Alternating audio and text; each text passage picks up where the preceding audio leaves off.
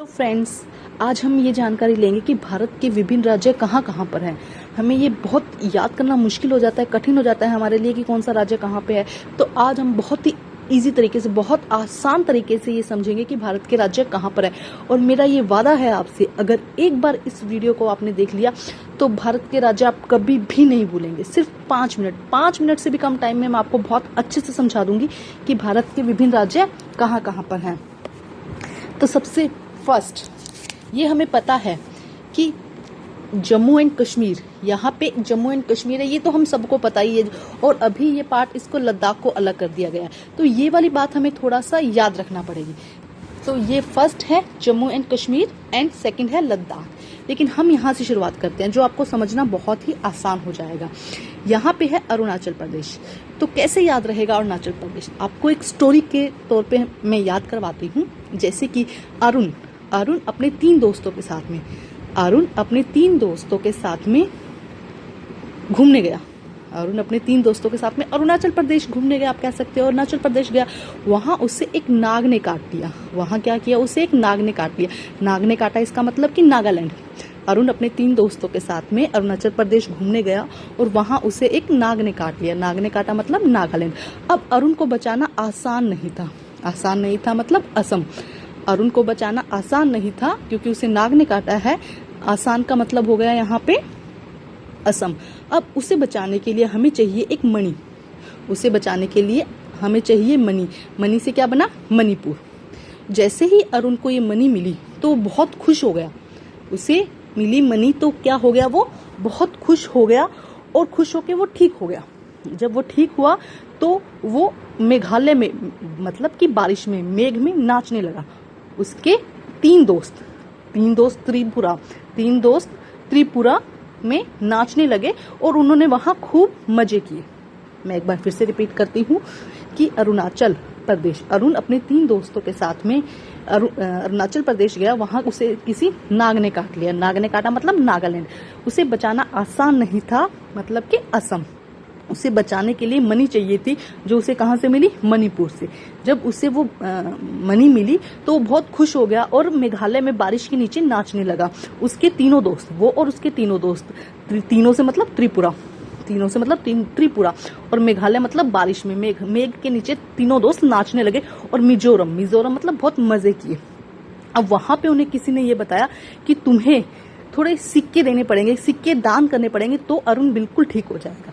तो अब यहाँ से हम यहाँ बढ़ते हैं सिक्के मतलब सिक्किम। जब वो थोड़े से सिक्के दान करेगा तो उससे वो बहुत अच्छे से जल्दी ठीक हो जाएगा।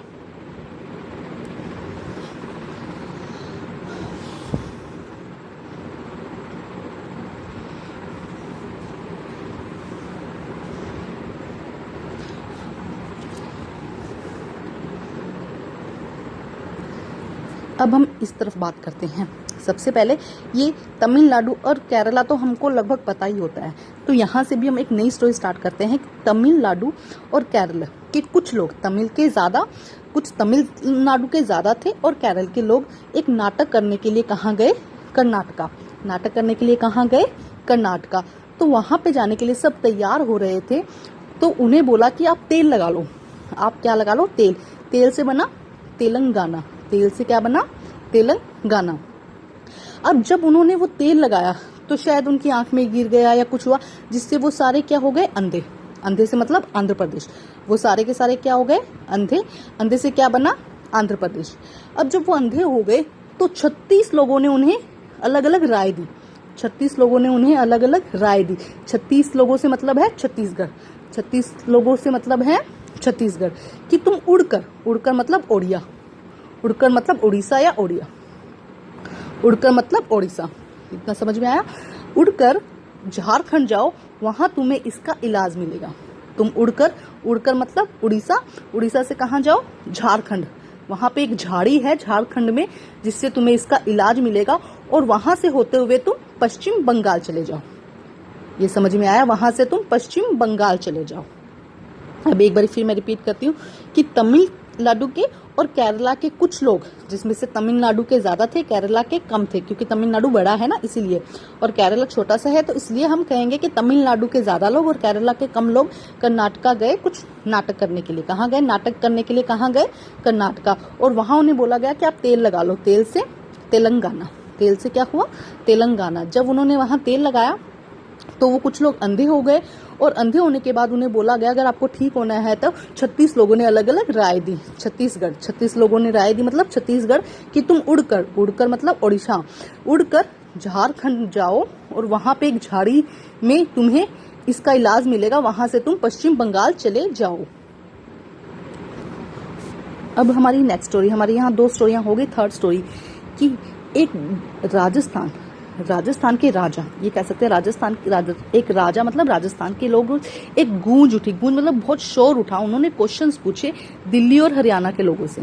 एक बार फिर कहती हूँ, राजस्थान के राजा ने एक गूंज उठाई, जिसे भोपू बजा देते हैं ना, वैसे गूंज उठाई, और दिल्ली और हरियाणा के 5 लोगों से, 5 से मतलब पंजाब, दिल्ली और हरियाणा के 5 लोगों से ये क्वेश्चन पूछा कि हिम कहाँ गिरती है। हिम से मतलब हिमाचल, हिम कहाँ गिरती है या हिम का मतलब क्या होता है, ये 2 क्वेश्चन पूछे। मैं एक बार फिर करती हूँ रिपीट कि राजस्थान के राजा ने एक गूंज के साथ में दिल्ली और हरियाणा के लोगों से 5 क्वेश्चन पूछे, जिसमें से 2 थे कि हिम कहाँ गिरती है और हिम का मतलब क्या होता है।